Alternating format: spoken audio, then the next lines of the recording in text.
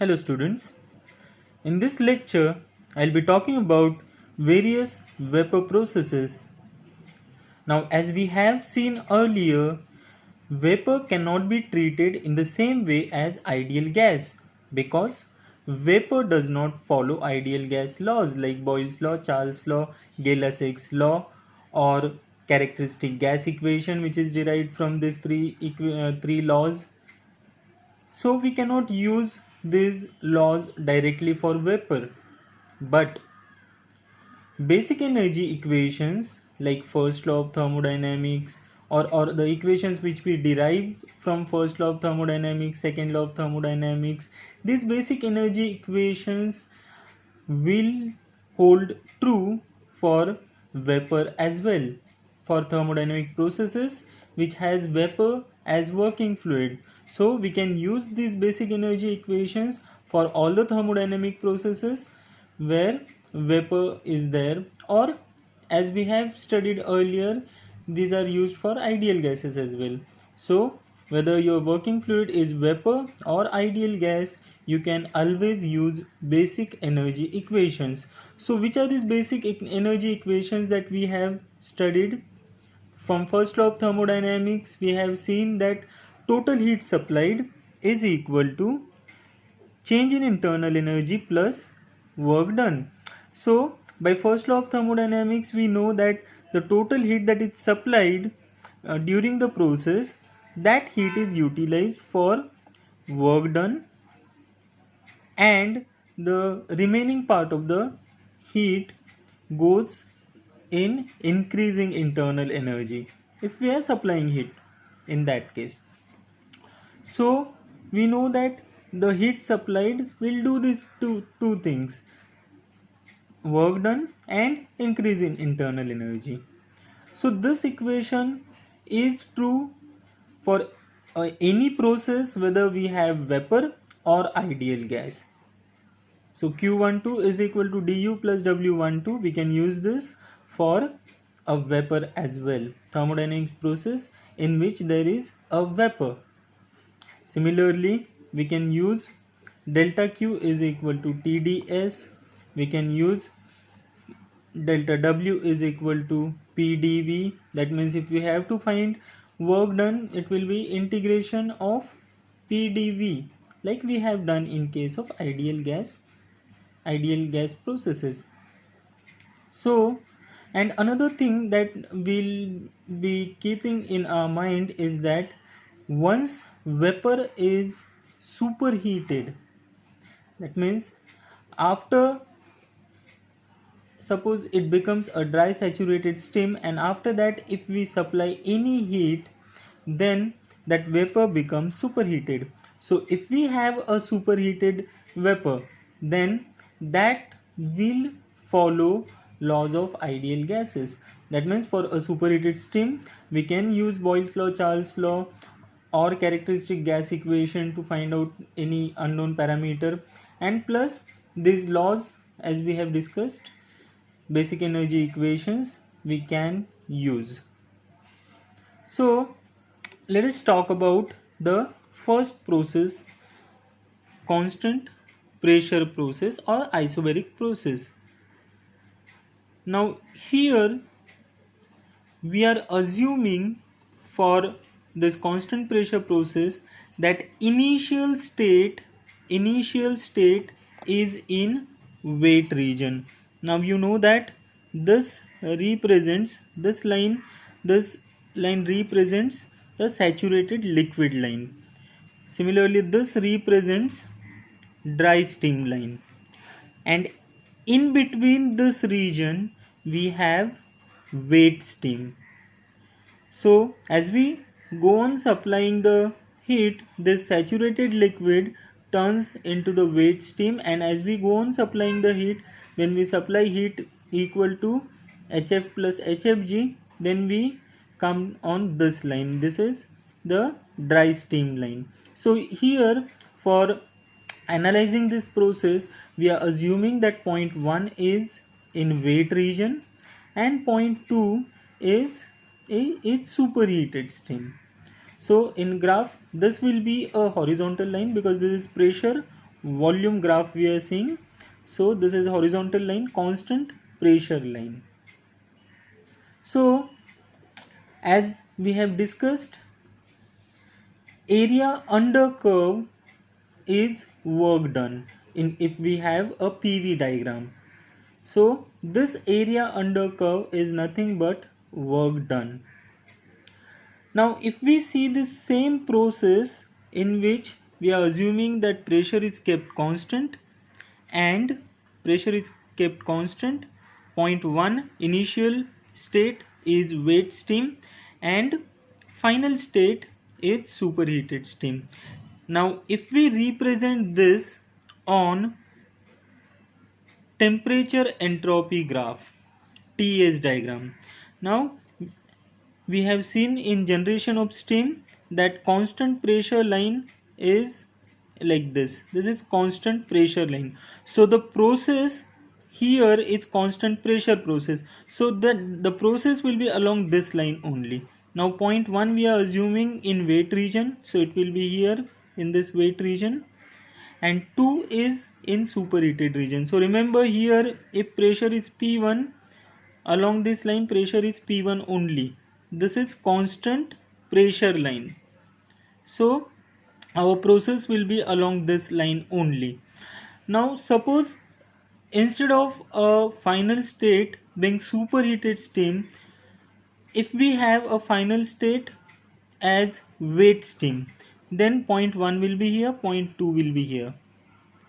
If the final state is, let us say, dry steam, then point 2 will be here on this dry steam line. If suppose initial state instead of being wet steam, if initially it is superheated, then it will be to the right of this dry steam line. So it will be somewhere on this line.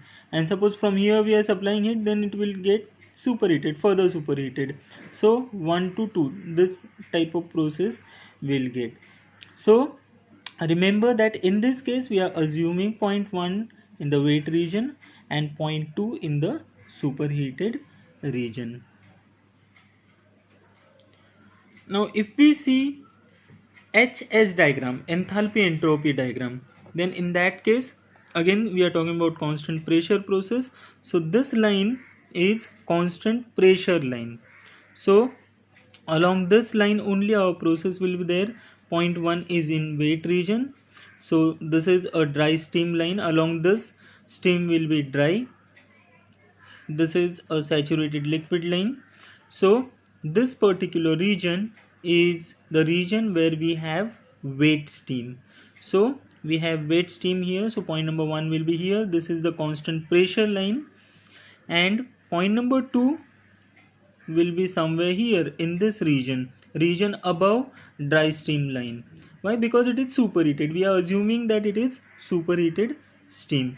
So we'll get T superheated to here in this region, in this particular region. Now again, if we have, let us say, point number 2 final state dry steam, then point number 2 will be here. So process will be 1 to 2 will be from here to here.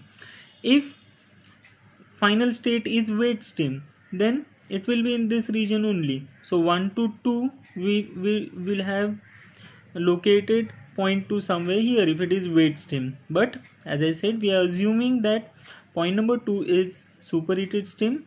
So it will be somewhere in this region. 1 is wet steam, 2 is superheated steam. And this is the HS diagram, or it is also called as what? Mollier chart. So Mollier chart, if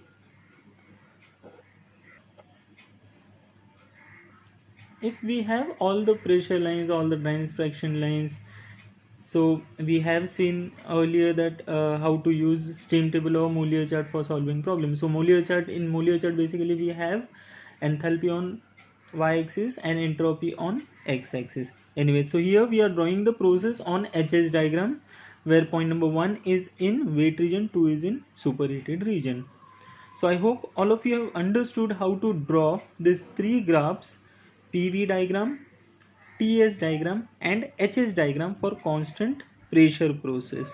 Now let us talk about how do we find work done and heat transfer in this case. Now, as I told earlier, formula for work done or first law of thermodynamics will remain same for vapors as well, for steam as well. So for constant pressure process, we know that work done is integration of P dV, and that will give us W12 is equal to P into V2 minus V1. So formula remains same. Now question is, how do we calculate V2 and V1? Now earlier we have solved problems how to find volume or enthalpy or entropy of a steam in wet region or superheated region. So here we'll be doing same thing. So V1, point number 1 is in wet region. Point number 1 is in wet region. So in wet region, if we have a steam in wet region, then we know volume V1 is x1 into Vg1. x1 into Vg1. And since this point is in superheated region, we'll take volume of V2 from superheated steam table. Right? So what we'll do is, corresponding to this pressure that will be given to you, suppose if pressure P is 10 bar, then from steam table what I'll do, corresponding to 10 bar, I'll find out Vg1, and pressure, since pressure is constant, Vg2 will also be same corresponding to that pressure. So V1 I'll calculate as what, V1 is equal to x1 into Vg1, and then that volume I'll substitute here if steam is wet steam, remember. Now here we are assuming that point number 2 is in superheated region, so this V2 I'll directly take from the superheated steam's properties of superheated steam table. There is a different table provided at the end for superheated steam, where volume, enthalpy and entropy of superheated steam is given. So as we have discussed, we'll calculate V2, we'll find V2 from superheated steam table. V1 we'll calculate as x1 Vg1 and we'll substitute here, and then we can calculate work done. Now suppose in this case final state is not superheated steam. As we have seen here, it is superheated, but suppose if it is not superheated, then instead of a superheated final state, if we have a wet steam, point number 2 is here in this wet region, somewhere here. In that case, we'll calculate V2 as V2 is equal to x2 into Vg2. If we have a final state as dry steam, then V2 will be equal to Vg2. Okay, so these two things you have to remember. If steam is not superheated steam, then this is how we calculate volume. Now heat transfer. Now for constant pressure process, we know heat transfer is equal to H2 minus H1. So we can find H2, we can find H1, and we'll get heat transfer. We can also use first law of thermodynamics to calculate Q12, and it will be U2 minus U1 plus W12, which is PV2 minus V1.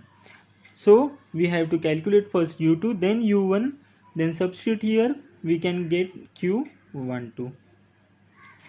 Now suppose we are using first formula, that is Q12 is equal to H2 minus H1. So we must know how to calculate H2 and H1. Now if point 1 is in wet region, as we have seen here, it is in wet region. If it is in wet region, then H1 is equal to HF1 plus X1 HFG1. So these values of HF1 and FG1 you will get from steam table corresponding to the given pressure. So H1 is equal to HF1 plus X1 HFG1. H2 will be equal to H superheated to, just like earlier we have seen volume, we get volume for point 2. If it is superheated, we get that volume directly from steam table for superheated steam. Similarly, this H2, value of H2 will get from a steam properties of steam, superheated steam. Okay, so now instead of point 2 being superheated, let us assume that point 2 is in wet region. Then H2 will be calculated in the similar way as H1. That means H2 will be equal to HF2 plus X2 into HFG2. Values of HF2 and HFG2 will be corresponding to the given pressure of point 2. Now in this case, for this particular process only, constant pressure process, pressure is same P1 and P2. So HF2 and HF1, HFG1 and HFG2, these two will be corresponding to same pressure, because this is constant pressure process. So HF1, HF2 will be same, HFG1 and HFG2 will be same. Now if final state is a dry steam, then H2 will be equal to HF2 plus HFG2, because X will be 1 in that case if it is dry steam. And this addition HF2 plus HFG2 is Hg, which you can directly take from steam table, or you can take HF and HFG and add them, you will get H2. So this is how we calculate enthalpy H1 and H2, and then if we substitute here, what we get is a heat transfer, H2 minus H1. Now let's talk about change in entropy. Now entropy, change in entropy is H2 minus S1. So here again, just like enthalpy, if point 1 is in wet region, S1 is equal to SF1 plus X1 SFG1. Values of SF1 and SFG1 will take corresponding to pressure P from steam table. And S2, if point 2 is superheated, then S2 will be equal to S superheated 2, and that will take from superheated steam table. Now just like we have discussed for enthalpy, if final state is not superheated but if it is wet, then S2 will be equal to SF2 plus X2 SFG2, and if final state is dry, then S2 is equal to SF2 plus SFG2. So this is how we calculate different properties for a constant pressure process. Now in next lecture, we'll talk about a constant volume process. So let's talk about the constant volume process.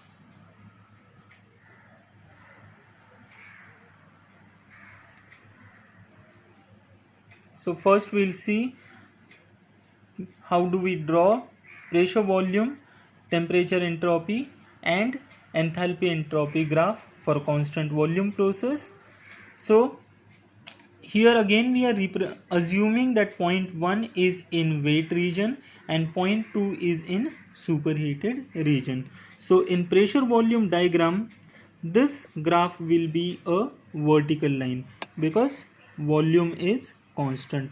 On x-axis we have volume, so volume is constant, so this is vertical line in pressure volume diagram. This is wet region, this is superheated region, the region above this line, dry steam line. So this is superheated region, and here we are assuming the point number 2 or final state is superheated steam. Now if we draw this on TS diagram, now as we have discussed in first process as well and in generation of steam as well, these lines represent what? Constant pressure line. So this line represents one pressure P1 and this represents another pressure, this is P2.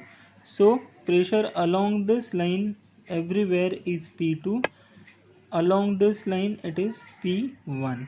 So here we have constant volume line, so along this line volume is constant. So here we are heating the steam, so point number 1 from wet region becomes a superheated steam. So steam from wet region becomes a superheated steam. Again, if this steam point number 2 or final state is not a superheated stream, it is dry stream, it will be here on this line. And if it is wet stream only, final state is wet stream only, then it will be somewhere here. That means it will be in this wet region only. So 1 to 2 will be like this if final state is wet stream.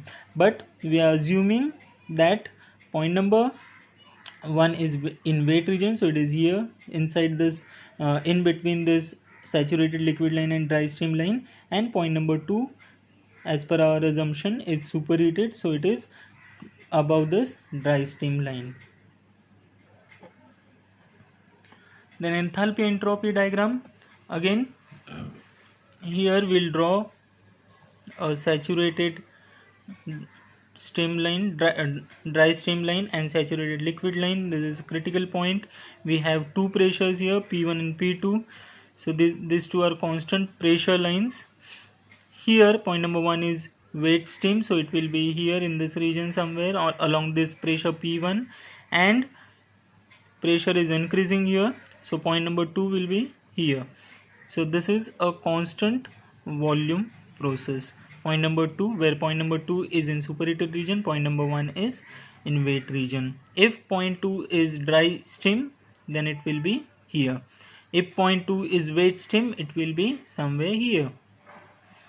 So this is how we draw PV diagram, TS diagram and HS diagram for constant volume process.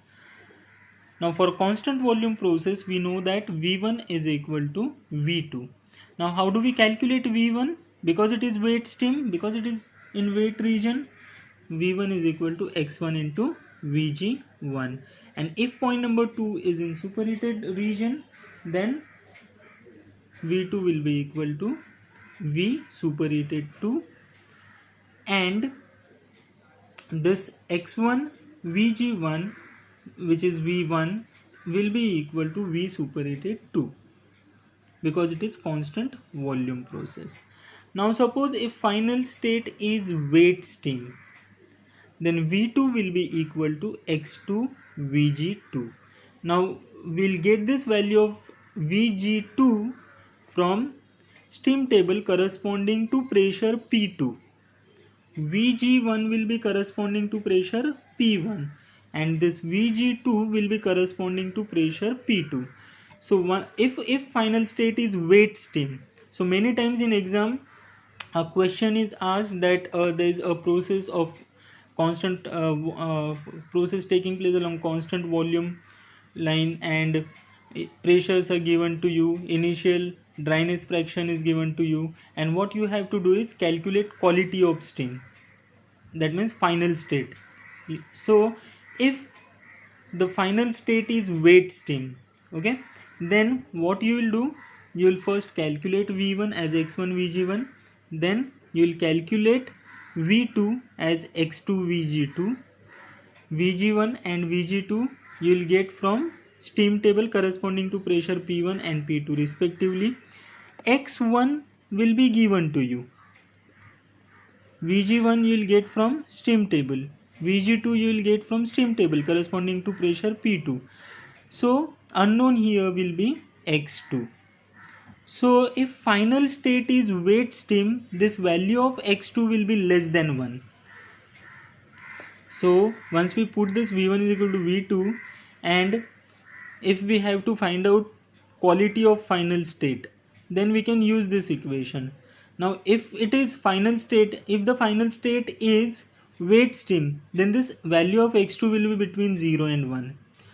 By chance, if this value of X2 is 1, it means final state is dry stream.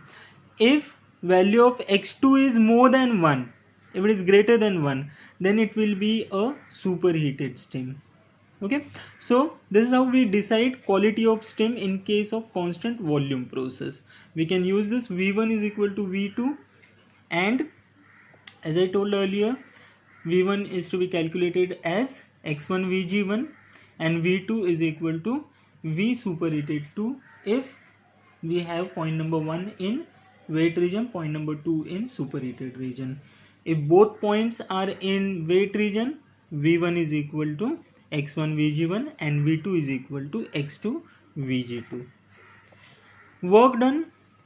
Now we know that for constant volume process there is no movement of boundary, that means dV is equal to 0, so W12 will obviously be 0. How do we calculate heat transfer? Now from first law of thermodynamics we know that Q12 is equal to U2 minus U1, that is du plus PV2 minus V1, that is work done. Now work done is 0, so Q12 will be equal to U2 minus U1, and we know that U is equal to H minus PV from the definition of enthalpy, which is H is equal to U plus PV, algebraic sum of internal energy and product of pressure volume. So we have studied that when we have studied enthalpy.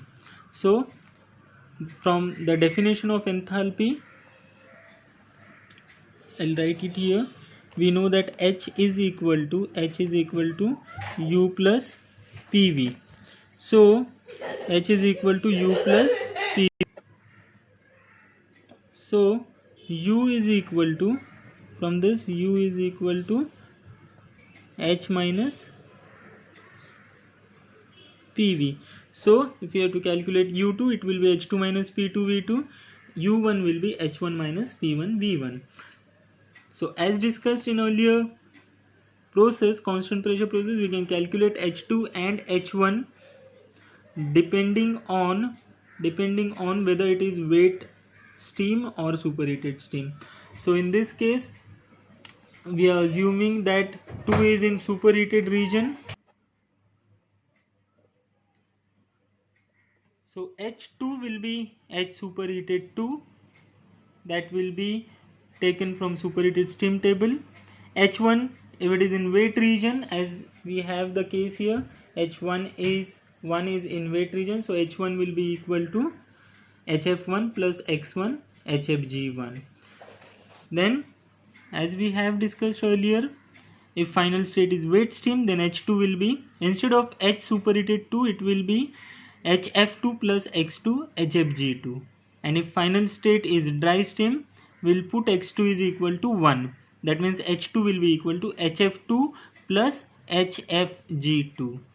Volumes V2 and V1 we have already seen. This is how we calculate volume V1 and V2. Wet region, V1 is equal to X1 Vg1, V2 will be V superheated 2 if point number 2 is in superheated region. And change in entropy will be S2 minus S1.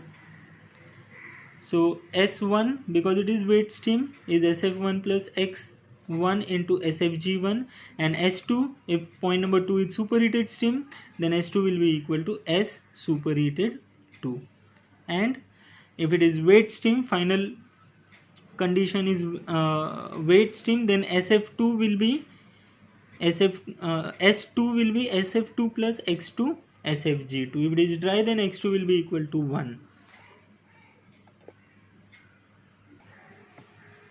So this is how we calculate work done, heat transfer and change in entropy in case of constant volume process. Now next process is adiabatic process.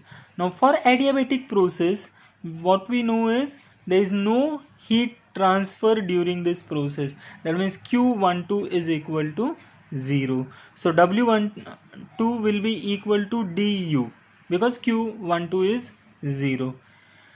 Now again for this process also, first we'll see how to draw PV, TS and HS diagram, and here also we are assuming that point number 1 point is in wet region, another point is in superheated region. So here we are assuming initial position to be superheated and then the expansion takes place, that means volume increases and point number 2 is in wet region. So if we have point number 1 in superheated region, in pressure volume diagram, this is the constant pressure line, this is constant pressure line. So we have two pressures because it is superheated as per our assumption. Point number 1 will be here, point number 2 as per our assumption is in wet region. So process will be something like this. This is a dry steam line, this is saturated liquid line. So again, if point number 2 instead of being superheated is dry steam, then point number 1 will be here. If point number 1 is also wet steam, then it will be here. So process will be like this, 1 to 2. But here we are assuming that point number 1 is in superheated region, point number 2 is in wet region. So process will be like this on PV diagram. Now with same assumptions, that means point number 1 superheated steam, point number 2 wet region. This is how we draw TS diagram. So two pressure lines. This is for P1. This is second constant pressure line. And since entropy is constant, on x-axis what we have is entropy. On x-axis we have entropy. So it will be a vertical line because entropy is constant here. So from this superheated region, it will come to this wet region. This process will be shown by vertical line in TS diagram. Now in next graph, again we have entropy on x-axis. So here also it will be a vertical line. This is constant pressure line for pressure P1, this is constant pressure line for pressure P2. Here 1 will locate in superheated region and 2 will be in wet region, and it will be a vertical line. So 1 to 2 will be a line like this.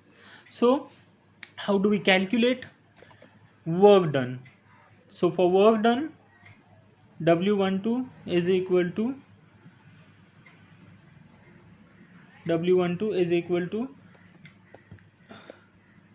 from first law of thermodynamics, we know that Q12 is equal to W12 plus du. But here this is 0, Q12 is 0, so W12 is equal to minus du. So here this should be actually minus. This should be minus. W12 is equal to Q12 minus du, and W12 therefore will be minus U2 minus U1. So this will be basically U1 minus U2. In this case, W12 will be U1 minus U2. Here also I'll just make same correction here.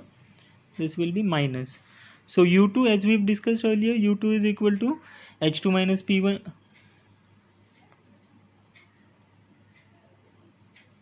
H2 minus P2V2, and this U1 will be H1 minus P1V1. Remember here I have written minus sign outside. So W12 is minus U2 minus U1. U2 is H2 minus P2V2. U1 is H1 minus P1V1. Don't forget this negative sign outside the bracket. So again in this case, how to calculate H1 and H2? Here point number 2 is in wet region. So H2 will be equal to HF2 plus X2 HFG2, and volume V2 will be X2 into Vg2 because it is in wet region. Now if V2 is superheated instead of wet steam, if it is superheated, then H2 will be H superheated 2, V2 will be V superheated 2, and that we'll take from the steam table for superheated steam. If point number 1, like we have seen here, is in superheated region, so for point number 1, H1 will be H superheated 1, V1 will be V superheated 1, and this will take from superheated steam table. Now initial condition, instead of being in the superheated region, suppose point number 1 is here. Point number 1, instead of being in superheated region, if it is here in wet region, then we'll calculate H1 as HF1 plus X1 HFG1, and V1 will be equal to X1 VG1. Heat transfer is 0 for adiabatic process. Change in entropy will calculate as S2 minus S1. Now S2 is equal to S1 here because this is adiabatic process, entropy remains constant here. So S2 is equal to S1. Now this equation can be used for finding quality of final state of steam. So how do we find out quality of steam?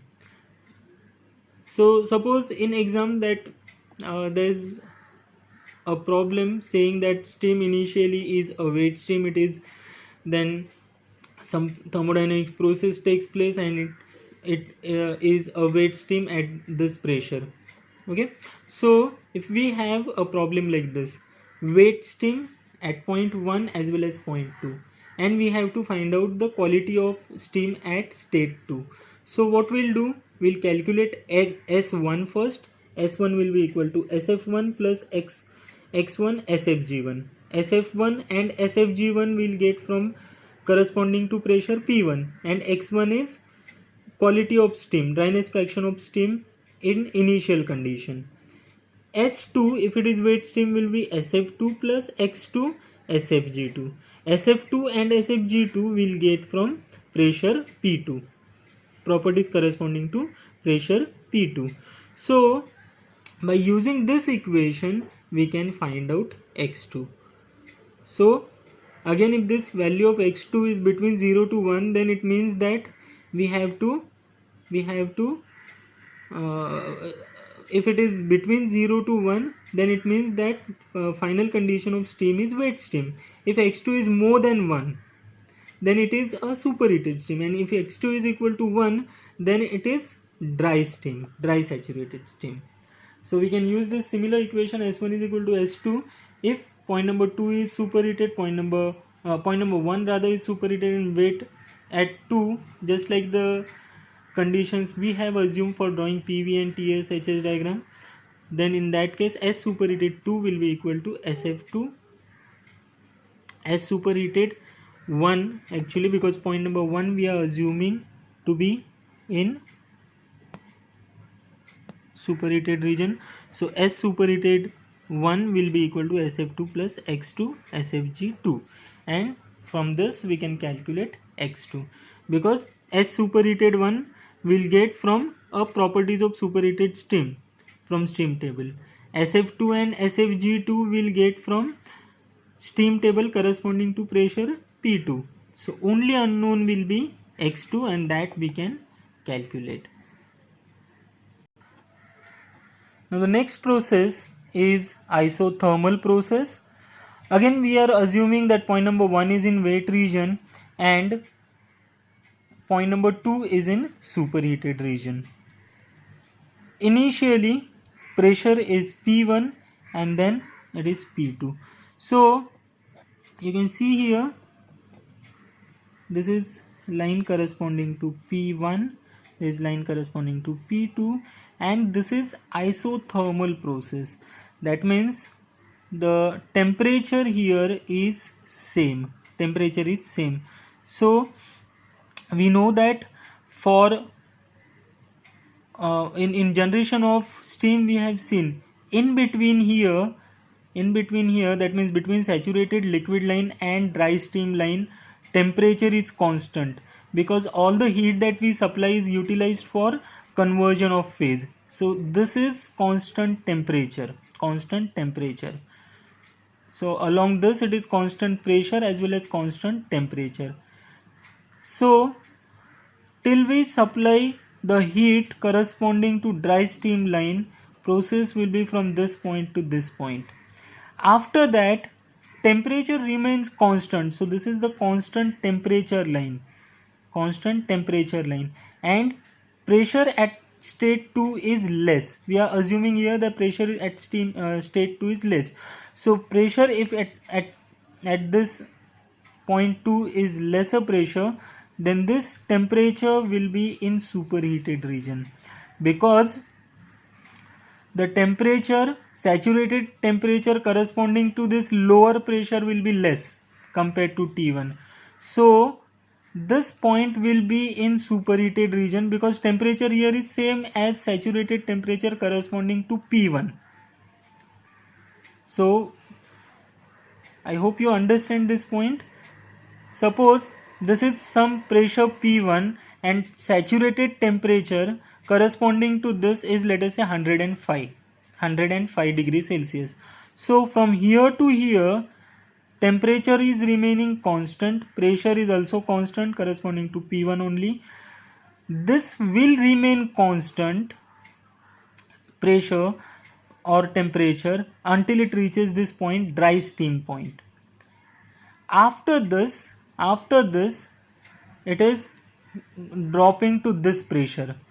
Okay, here up to this point pressure and temperature both are constant, and this is, as an example I said, it is 105 degrees Celsius saturation temperature. After that it is dropping to another pressure. So let me say that this particular pressure is lower than P1. Okay, see, pressure at any point here is lesser than this pressure. We can see that from graph. So for lesser pressure, saturation temperature is less. So if here temperature is 105, which is corresponding to saturation temperature of P1, but corresponding to P2, saturation temperature will be lesser. It will be something like 100, 101. But since in this process temperature is constant, that means it is going to be 105. So if it is 105, it means it is more than the saturation temperature, and obviously if the temperature is more than the saturation temperature, it means that it is in superheated region. So this is how we draw PV diagram for isothermal process. Point number 1, to dry steam line, this is constant pressure, constant pressure, constant temperature. Here also it is constant temperature, but pressure is dropping. So point number 2 we are showing in superheated region. If this point number 2 is dry steam, then the process will be from this point to this point only. If point number 2 is a dry steam, then it will be from this point to this point only. And if it is wet steam, then point number 1 is here and point number 2 would have been somewhere here in the wet region only. So it will be a horizontal line only, just like constant pressure process, it will be horizontal line only if point number 2 is not in superheated region. And if it is in superheated region, it means the pressure drops and process will be something like this. So this is how we draw PV diagram. Now TS diagram is simple comparatively, because on y-axis we have temperature, so it will be a horizontal line. So these are two different pressure lines, P1 and P2. It will be a horizontal line. Point number 1 is in wet region, point number 2 is in superheated region. HS diagram, enthalpy entropy diagram. Now this is one pressure line, this is second pressure line, and it will be a curve like this. This point is in wet region, this is in superheated region. Now for isothermal process, to calculate heat transfer, it is T into S2 minus S1. So how do we calculate S2 and S1?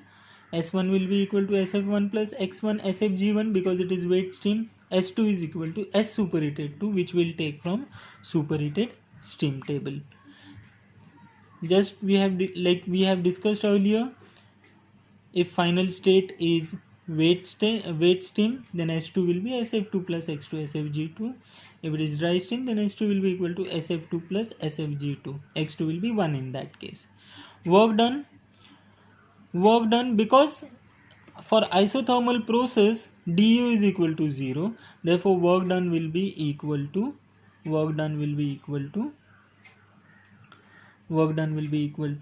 heat transfer. Here again, just make this correction in these notes as well, because I have sent you this shared these notes. So just make these corrections. Q12 is equal to W12 plus du, should be like this. Just please make this correction. So W12 is same as Q12, so it will be TS2 minus S1. S1 and S2 are calculated as explained in step number 1. So this is how we calculate heat transfer and work done in case of isothermal process. Du is equal to 0 in this case. Now the next process is polytropic process. So for this process, again we are assuming that point number 1 is superheated region, 2 is in wet region. So PV diagram will be a curve. Pressure P1 is more here, P2 is less. So point number 1 you can see is in superheated region, 2 is in wet region.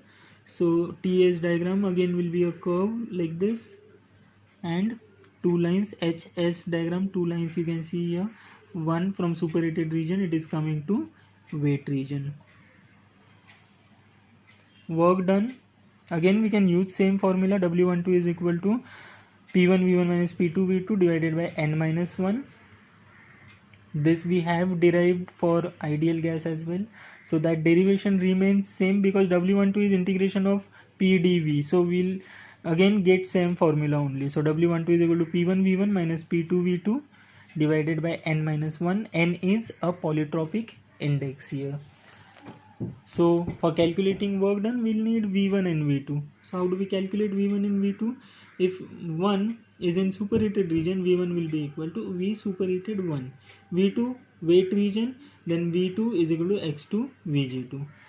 If final condition is superheated, then V2 will be V superheated 2. If initial condition is wet, then V1 instead of being equal to V superheated 1, it will be V1 will be X1 Vg1 if initial condition is wet. Heat transfer, we'll use first law of thermodynamics. Q12 is equal to W12 plus U2 minus U1.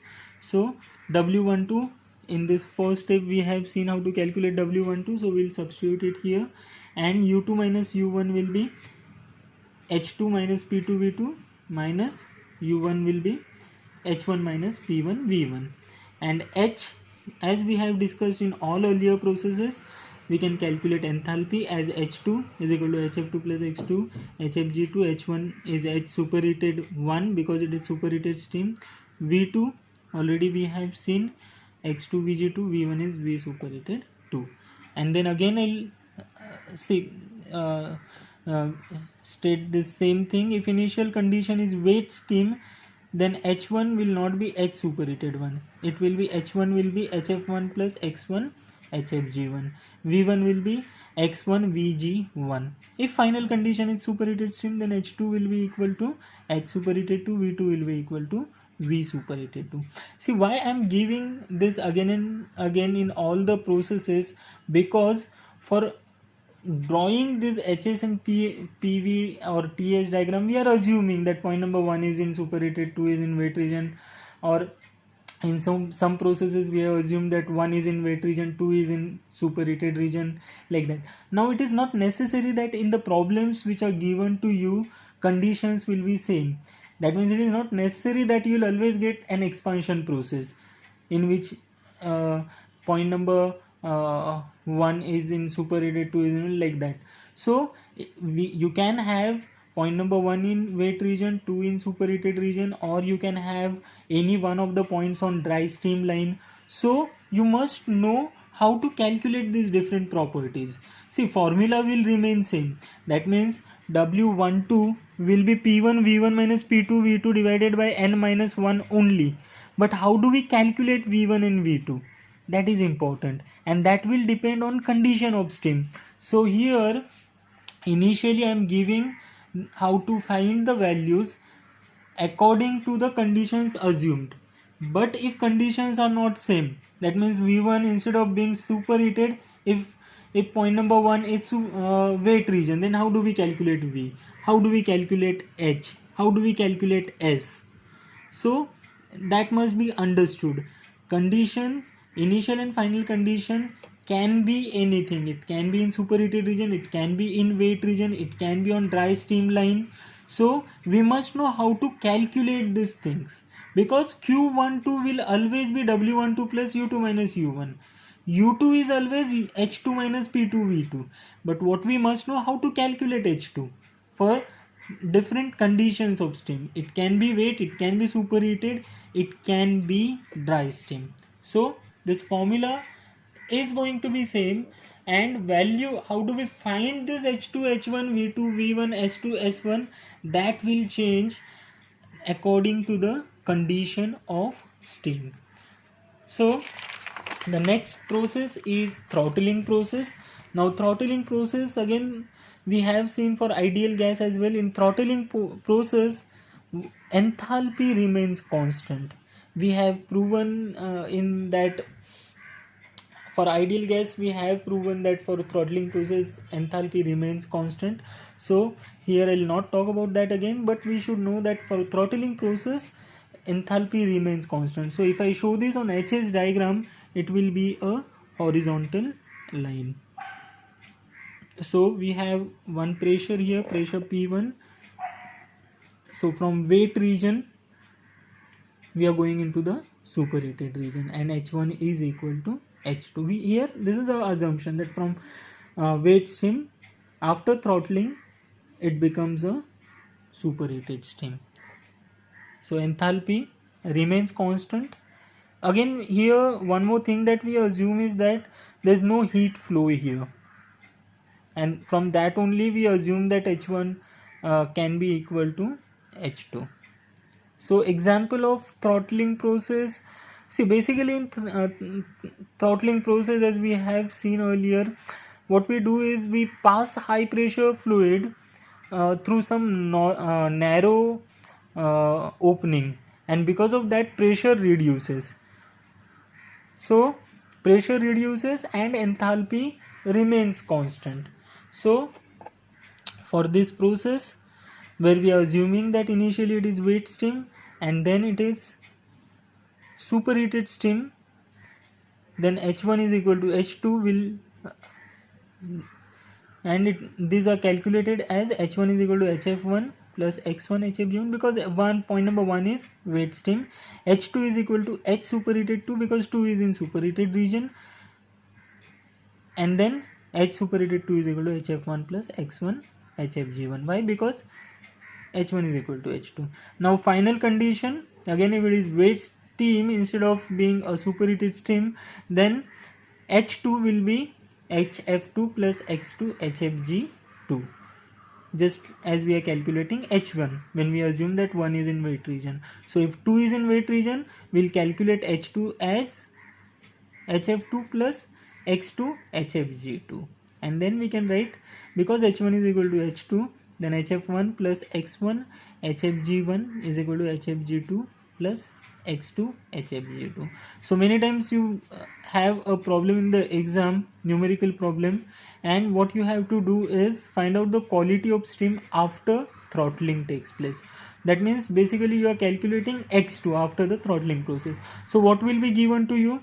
Pressure, initial pressure will be given to you, initial dryness fraction, that is X1 will be given to you, and then final pressure will be given to you after throttling. So what you will do, corresponding to P1 and corresponding to P2, find out the properties of steam from steam table. So corresponding to P1 you will find HF1 and HFG1, corresponding to P2 you will find HF2 and HFG2, and then put this in this equation.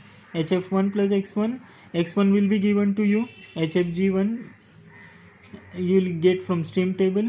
So HF1 plus X1, HFG1 is equal to HF2 plus X2 HFG2, and from this equation you can calculate X2.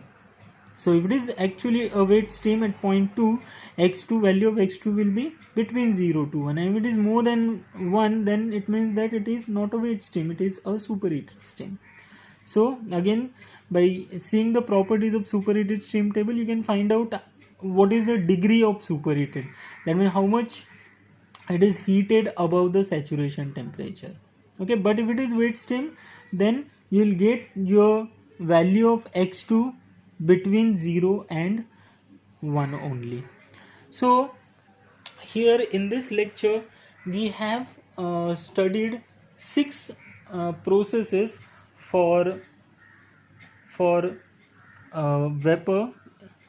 The first process was constant pressure process or isobaric process. Second was constant volume process. third one was adiabatic process or isentropic process. The fourth process was isothermal process. After that we studied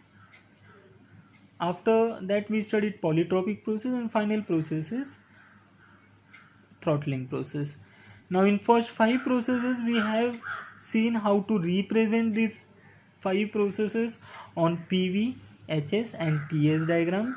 Then we have seen how to calculate work done or heat transfer in all the processes, how to calculate change in entropy in these processes, and for throttling processes we have seen how do we calculate the quality of the steam after throttling takes place. So I hope that this video lecture helps you to understand these processes, and it will be easier for you now to solve the problems, because in numerical problems only these formulas are to be used, and then we'll get all the values of like enthalpy or volume from steam table, and then you can easily calculate all the things like work done or heat transfer or change in enthalpy, change in entropy for the given process.